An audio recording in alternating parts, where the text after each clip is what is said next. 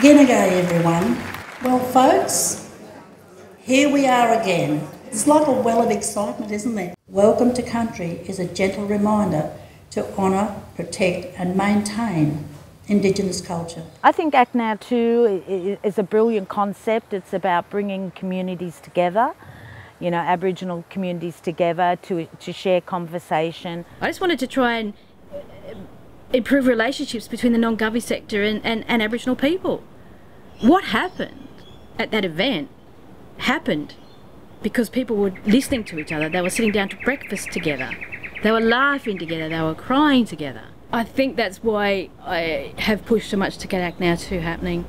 You know, when you hear from a beautiful aunt that it was healing for her. It was healing for her to be listened to. It was healing for her to speak to non-Aboriginal people and to be listened to. You know, that's one of the biggest things, is that people actually sat and listened. And I think for some people that was the first time they actually felt that. You know, traditionally, our mobs always did get together and share conversation, and you know, we're a vocal people that we need. You know, it's word of mouth how systems or the service system works, and it's no better way than bringing the mobs together and talking. Not about a question and answer time, it's getting out what's inside you. It's something that's been annoying you and hurting, and you needed to bring it up. And no one's going to say, well, don't ask that question here, because this is the venue and the place where you can feel safe to bring out anything that's of concern to you. It's powerful. This is what happens when you get people together. This is what happens when you just give people a chance to talk to each other and stuff. The byproduct of ACT NOW was this. The ACT NOW Gathering, for a start, it has the right word on the end. It's got gathering. So, you know, it comes back to language. When it's called a gathering, that's a word that's synonymous with Aboriginal culture. Aboriginal people don't really acknowledge the word disability. Traditionally, it wasn't a word used in language. As much as you want to read history, it's when you hear history that it counts. It's when you hear history that it matters. You know, if we share our story, we're actually halving it. You know, everybody's got their story, and hearing all the different stories, you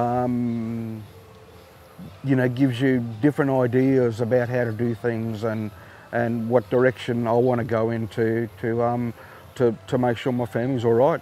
What I found at the first one, when we gave a feedback from a workshop, what we wanted was, show me the money, let us make the decision, give us a choice.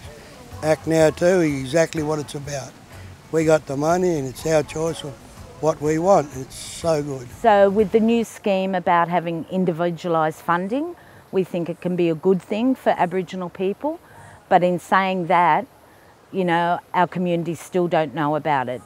So there needs to be a lot of work, and we think it should be Aboriginal people doing this work. We knew that one size didn't fit all. And yet here we are trying to impose a system on everyone with a disability. And it doesn't cater for everyone. And I just know that the people who are going to miss out the most are Aboriginal people. Now we're talking about people who have suffered so much historically, and you're knocking on the doors as a wide organisation and asking them to invite you in. Of course they're not going to invite you in. You know, they've got the history of the stolen generation, of docs. You know, they've got concerns. They're going to lose their child. They're going to lose their person with a disability. So you have to build that rapport, build that relationship. There is issues out there in relation to service delivery for disability people, and having it done in a local decision-making process is a good way of addressing the issues, and having those services delivered by Aboriginal people to their own people in a community.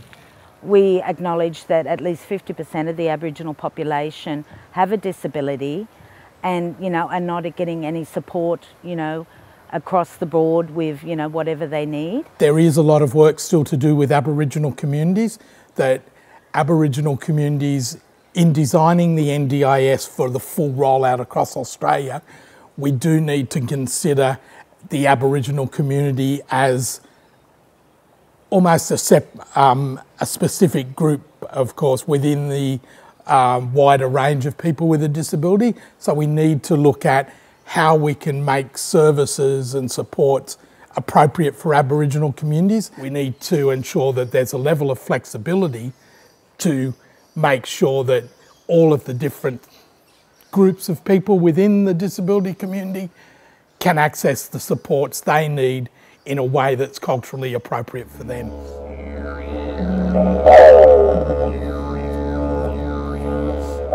If we're Aboriginal, we need to be heard. If we're Aboriginal with a disability, we really need to be heard. We need to be given the stage or the platform, or have it culturally safe so that we can talk without feeling embarrassed or shy.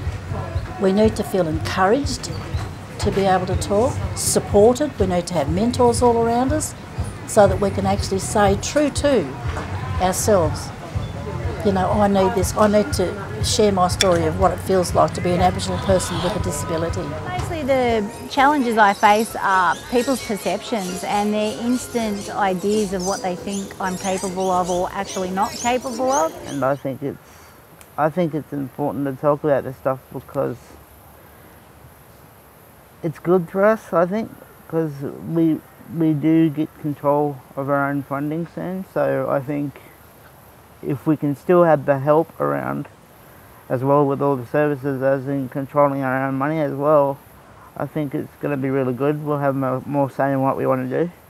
I've learnt that we can, now when all this stuff happens, I've learnt that we can now, we can have control of our own money and we can choose the people that we want to work with. I want to do music, so if I could, like I like writing songs, and if I could work with a songwriter for 1 day a week and I could just use some of the money for that. But I don't know how long I'm going to be working for, so it will help provide me the tools to get out there and keep living my life. I'm a young girl from Arnhem Land. My dream is to be a songwriter, but I like to get a job. Just one goal, and yeah. Like, I think just making me cry. It's like sharing love and going on a spiritual journey.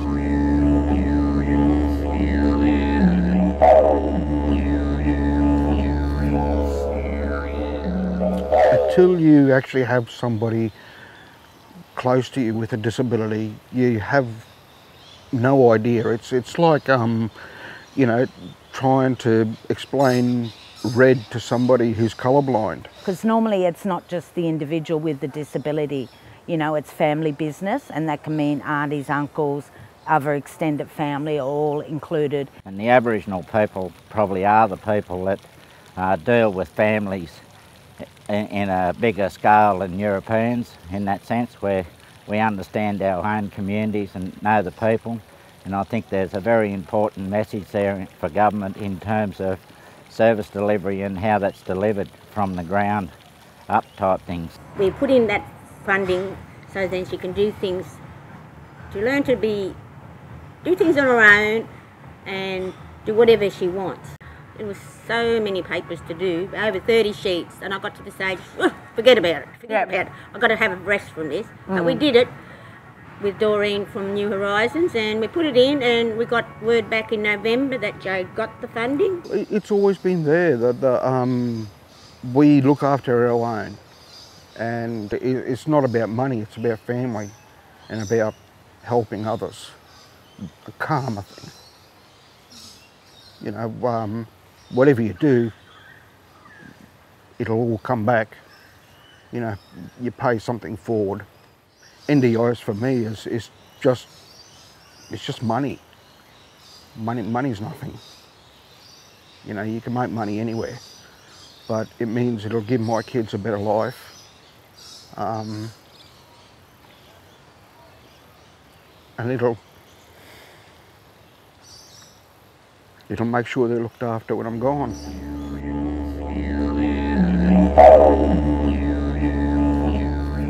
You know, before we even get to an appointment with a new doctor or going to service providers, meeting different people, there's ticks that come on board.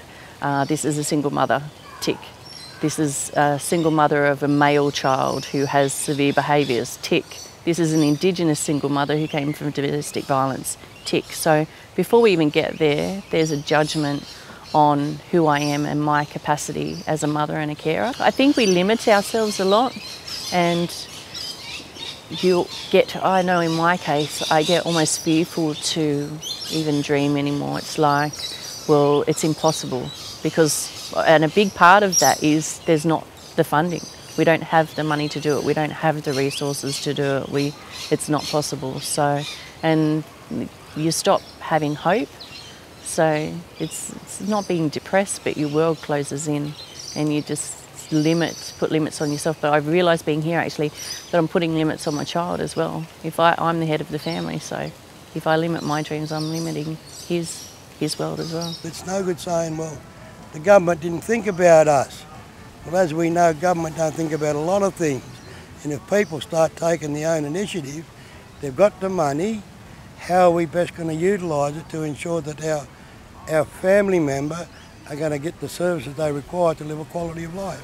The world will eventually cater for us a lot easier, and I think there's just so much more opportunity coming our way, and I think it's our time to shine. Let's think about Aboriginal people differently. Let's do that, huh? You know, it hasn't been done. Marginalised, dispossessed, all that stuff. Let's actually do the right thing by Aboriginal people. This is the government's opportunity to actually get this right. You know, time and time and time again, they've got it wrong. This is your one chance to get it right, and it could be beautiful and it could be fantastic, and the stats would go through the roof. We need ACT NOW 3 to come back and say, we asked for the money, we got the money, what did we do with it?